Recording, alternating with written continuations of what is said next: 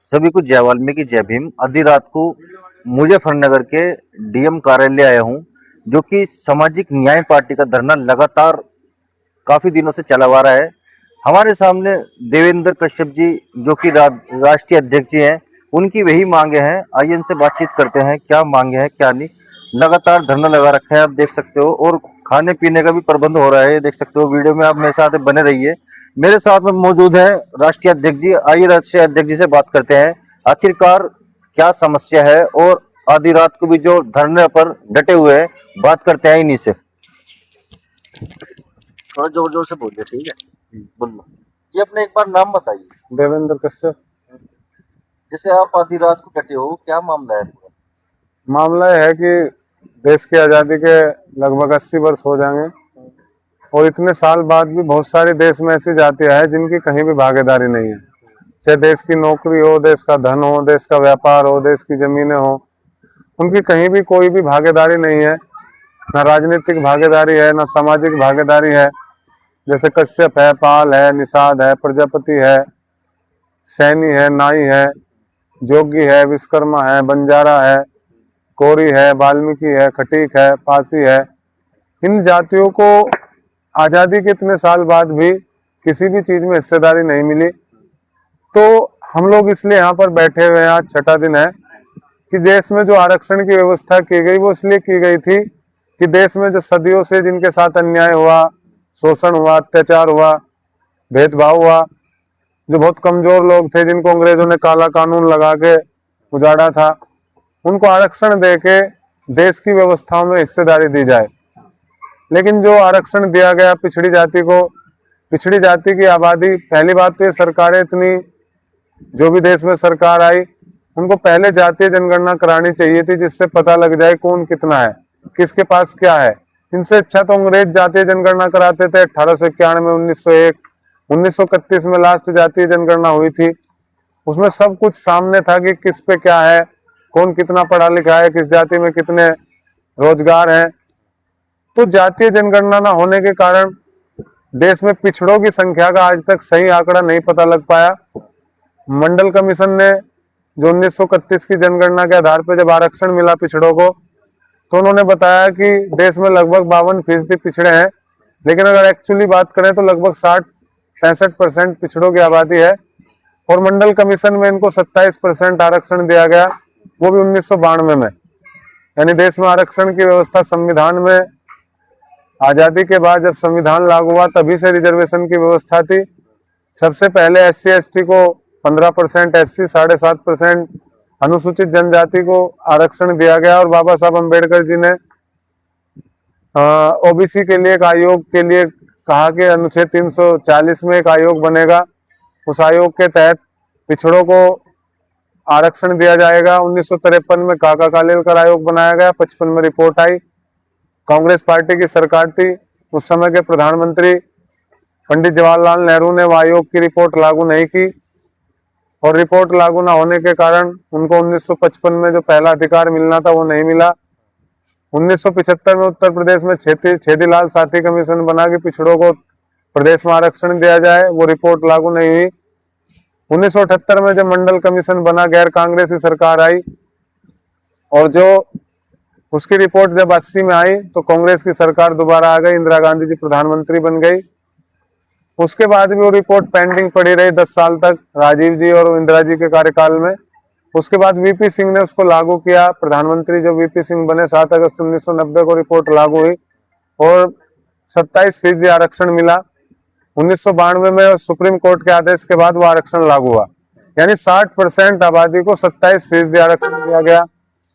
तो देश की जितनी भी व्यवस्था है, इनको कहीं भी आप देख लो, देश के विश्वविद्यालय हो, देश की यूनिवर्सिटी हो, देश की जज हो, कहीं भी पिछड़ों की आबादी के हिसाब से हिस्सेदारी नहीं। और पिछड़ों में भी एक ऐसे समाज है जिनको कहीं भी कोई भागीदारी नहीं मिली, जैसे पाल है, सैनी है, कश्यप है, जिनको अति पिछड़ा कहा गया, जिनके पास ना तो कोई जमीन है, खेती की भूमिहीन जातियां हैं। क्योंकि पिछड़े वर्ग में कुछ किसान जातियां आ गई, वो किसान जाति पूरा 27% आरक्षण का लाभ ले लेती है। तो जितनी भी नौकरियां गई वो किसान जातियों पे गई, जितनी भी व्यवस्था पिछड़ों के आधार पे गई वो किसान जातियों पे गई। और जो भूमिहीन जातियां थी, जो हुनरमंद जातियां थी, उनको आरक्षण में कोई व्यवस्था नहीं मिल पाई। तो हम लोग इसलिए बैठे हुए हैं कि पहली बात तो पिछड़ों को आबादी के हिसाब से आरक्षण दिया जाए।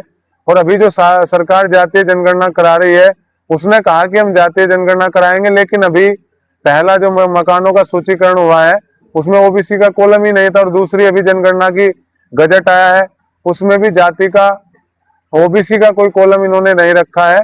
तो हम मांग करते हैं कि ओबीसी का कॉलम उसमें जोड़ा जाए, नहीं तो देश में बड़ा आंदोलन होगा, जिससे पता लग सके कि पिछड़ों की आबादी कितनी है। तो पिछड़ों की आबादी के आधार पर आरक्षण दिया जाए और अति पिछड़े की एक अलग कैटेगरी बनाई जाए, जो भूमिहीन मजदूर जातियां हैं, और उनको आबादी के हिसाब से देश की नौकरियों में और व्यवस्था में आरक्षण मिले। उनके बच्चों के लिए सारी पढ़ाई फ्री की जाए, जितनी हायर एजुकेशन है, डॉक्टरी, इंजीनियरिंग, जैसे एससी एसटी के बच्चों को फ्री एजुकेशन दी जाती है, ऐसे ओबीसी के बच्चों को, अति पिछड़े के बच्चों को फ्री एजुकेशन मिले। इनका राजनीतिक अलग आरक्षण हो, इनके लिए एससी एसटी एक्ट की तरह अति पिछड़ा एक्ट हो। इन्हीं मांगों को लेकर हम लोग बैठे हुए, और ये धरना लगातार चलेगा, और ये आने वाले समय में बड़े आंदोलन का रूप लेगा। हम बहुत बड़ा आंदोलन आने वाले समय में करेंगे, यही मांग लेकर हम आज बैठे हुए हैं। अगर आपकी मांगे नहीं पूरी हुई तो आप बड़ा आंदोलन करने वाले हो? मतलब हम लोग बड़ा आंदोलन करेंगे, मांग यहाँ से पूरी नहीं होगी। मामला दिल्ली का है। प्रधानमंत्री नरेंद्र मोदी जी ने रोहिणी कमीशन बनाया था 2017 में, तो हम लोग पूरे सब प्रदेश के लोग यहाँ इकट्ठा होंगे, और फिर दिल्ली मार्च किया जाएगा, प्रधानमंत्री और संसद को घेरा जाएगा आने वाले समय में। अच्छा, जैसे आपको लगातार, आपको 6-7 दिन हो गए आपको लगातार करने पर, क्या आपको कोई अधिकारी देखना है अब तक है? नहीं है, हमारे जो जिले के प्रशासनिक अधिकारी वो तो लगातार आ रहे हैं। अधिकारी के अंडर का मामला नहीं है, उन्होंने तो अपना मांग पत्र बार बार सरकार को भेजे। मुख्यमंत्री और प्रधानमंत्री के लेवल का मामला है, सरकार के लेवल का मामला है, तो अधिकारियों से तो ऐसी कोई दिक्कत नहीं है। अधिकारी तो लगातार हमें सपोर्ट कर रहे हैं, कोई दिक्कत नहीं। वो अपना, हम जो मांग पत्र देते हैं वो भेज देते हैं, तो अधिकारी, ऐसा कोई नहीं है कि अधिकारी तो लगातार संपर्क में है, ऐसी कोई दिक्कत नहीं है। अच्छा, अगर आपकी मांगे नहीं पूरी हो पाती तो आप लगातार दिन चाहे रात हो लगातार चलता रहेगा, और आने वाले समय में बड़ा आंदोलन होगा, और हम लोग दिल्ली कूच करेंगे। बहुत बड़ी संख्या में हम लोग, लाखों की संख्या में सवाल पूछने मोदी जी से जाएंगे आने वाले समय में, और हम लोग लगातार गांव-गांव जाकर इसका प्रचार करेंगे और लोगों को उसके अधिकारों के बारे में बताएंगे। लेकिन मोदी सरकार ने तो जो सरकारी स्कूल भी हर जगह दे दिए, और नौकरी, बेरोजगार को नौकरी भी देते हैं। तो नहीं, बात क्या है, नौकरी मिल किसको रही? अभी आंकड़े राघवेंद्र रोहिणी कमीशन की रिपोर्ट आ जाए सामने, उसमें मीडिया अपडेट्स आया है, 1,30,000 नौकरी सेंट्रल की उन्होंने रिकॉर्ड निकलवाया है। उसमें से ओबीसी की 25% जातियों ने 97.5% नौकरियां ली है, 75% जातियों पे 2.5% नौकरी है। आप उत्तर प्रदेश के 75 IPS IAS देखो, कौन जाति के हैं? आप इसमें देखो कितने जज कौन जाति के हैं? तो नौकरी जा किस पे रही है, तो देखना पड़ेगा ना।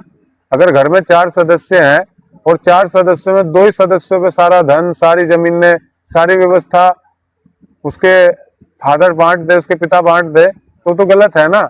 आप दे किसको रही है भी तो है ना। देश के जब तक निम्न तबके पे चीज नहीं जाएगी, व्यवस्था का सही बंटवारा नहीं होगा, तब तक देश आगे नहीं बढ़ेगा। तो देश को आगे बढ़ाने के लिए भी सही तरीके से डिस्ट्रीब्यूशन होना चाहिए, सही तरीके से कमजोर व्यक्ति को आगे लाने के लिए सही पॉलिसी बननी चाहिए। इसी के लिए हम लोग बैठे हैं। जैसे आजकल माताएं बहनों पे शोषण व अत्याचार हो रहा है, और आने वाले 2027 में चुनाव चिन्ह में क्या भाजपा को जो आम नागरिक है वो सपोर्ट कर पाएगा?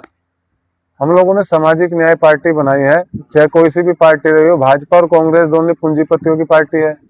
सपा और बसपा पूरी तरीके से एक ही जाति की पार्टी बनकर रह गई। तो ये पूरी तरीके से इन लोगों ने हमारे साथ शोषण अत्याचार किया है, हमारे अधिकार नहीं दिए, इसलिए हम लोगों ने पार्टी बनाई है। अब ये समाज सामाजिक न्याय पार्टी को वोट देगा, और सामाजिक न्याय पार्टी 60% आबादी की लड़ाई लड़ेगी। भाजपा, सपा और कांग्रेस, बसपा चारों हमारे लिए दुश्मन है। हम इनको हराने के लिए 2027 का चुनाव लड़ेंगे, और इनको सत्ता से बाहर करने का काम बीजेपी को करेंगे। और मैं कहना चाहता हूँ, वीडियो को ज्यादा शेयर करें और देखना ना भूले। जय हिंद, जय भारत।